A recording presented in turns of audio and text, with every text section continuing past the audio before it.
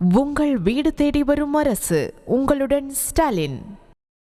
திருவள்ளூர் மாவட்டம் பொன்னேரி அருகே வீடு இடிக்கும் பணியின் போது சுவர் இடிந்து விழுந்து தொழிலாளி உயிரிழந்தார். கூடுதல் தகவலோடு இணைகிறார் செய்தியாளர் யுகேந்தர். வணக்கம் யுகேந்தர், என்ன நடந்தது? முழு விவரங்கள். நிச்சயமாக சுபா. திருவள்ளூர் மாவட்டம் பொன்னேரி அடுத்த சைனாவரம் பகுதியில் முத்துராஜ் என்பவருக்கான வீடு ஒன்று உள்ளது. அந்த வீடு பழைய நிலை ஆனவுடன் புதிதாக வீடு கட்டுவதற்கான பணியில் அவர் ஈடுபட்டு வருகிறார். அப்போது அந்த வீடு இடிப்பதற்காக 5 நபர்களை அழைத்து வந்து கடந்த 3 நாட்களாக பணிபுரிந்து வருகின்றனர்.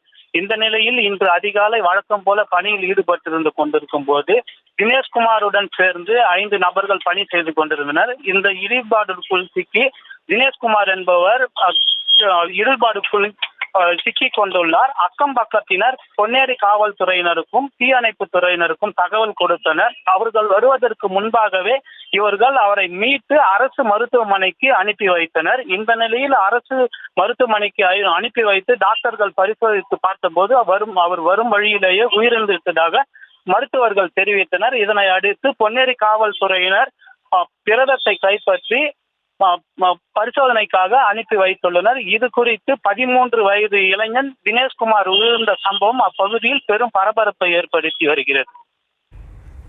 விவரங்களுக்கு நன்றி யுகேந்தர். உங்கள் வீடு தேடி வரும் அரசு. உங்களுடன் ஸ்டாலின்.